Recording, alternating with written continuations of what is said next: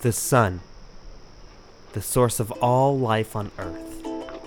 We are surrounded by millions of molecular machines, manipulating its energy into a form that could be eventually consumed by us humans.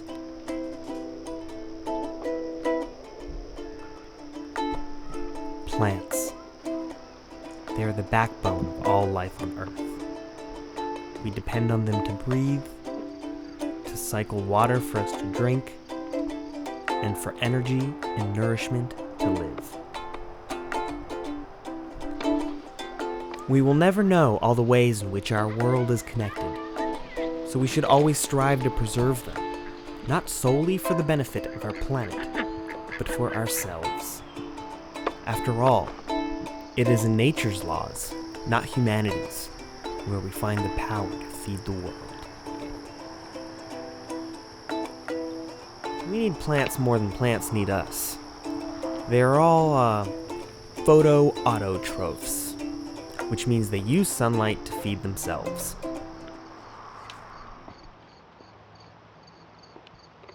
The ultimate goal of farming is not to grow crops, he writes, but it is the cultivation and perfection of human beings.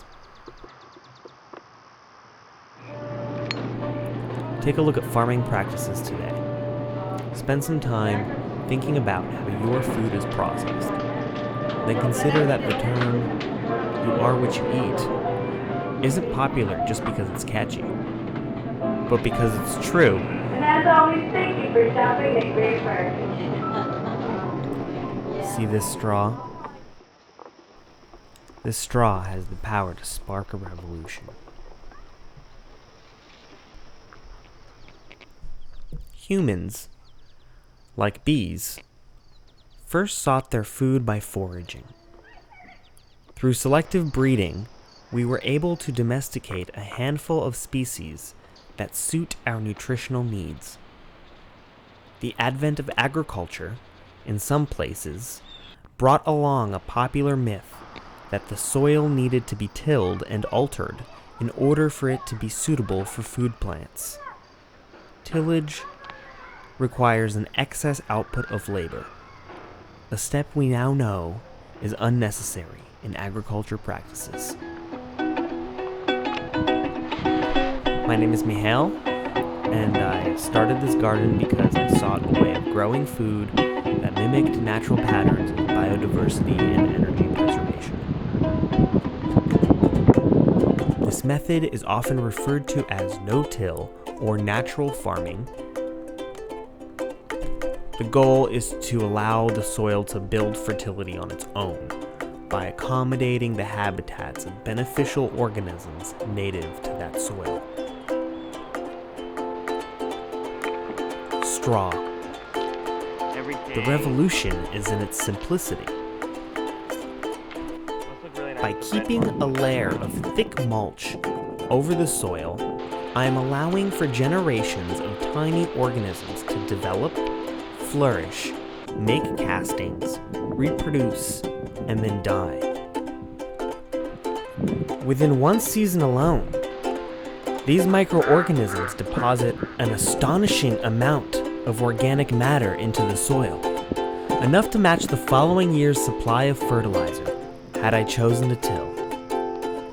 By protecting the ground from direct impact with rain, I am also preventing the compaction and erosion of soil minerals.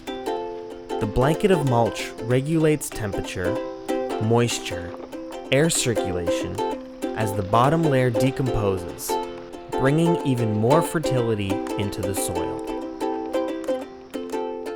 I am also suppressing weeds.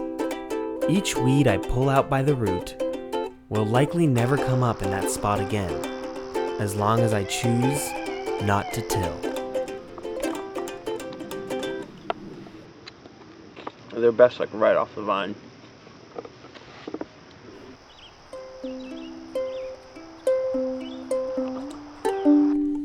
This 2-acre garden took about 3 months to start. The cost of materials was relatively low, though all the earthworks were done by shovels and human bodies, a rare occurrence in our time. The earth is shaped into a system of permanent raised beds. Then, a preliminary mulch is placed atop the mounds to prevent the propagation of weeds. Plants that were started in a greenhouse are transplanted outdoors during the appropriate time of season for the area. Then, more mulch is applied to protect from erosion.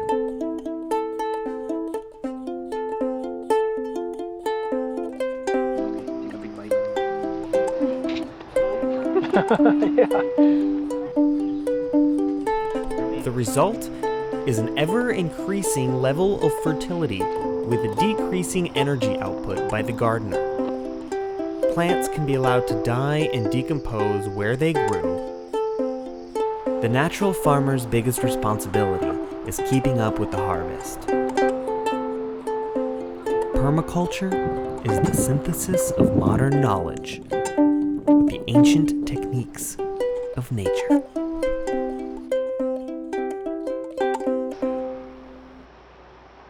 So the forest really gardens itself. And here, when we uncover just a piece of the mulch, we see this fluffy, really fine humus. It's a really nice loam, great drainage, and it was never tilled. There was always just a layer cover of leaves that would just fall from the trees. Let's go check out what the no-till garden looks like now. I haven't watered in 2 days, and the soil underneath is very, very similar. It's fluffy, it's wet. There was really no tilling that happened. I planted clover in the path just so I could do that here as a green mulch, because clover has a lot of nitrogen fixing properties.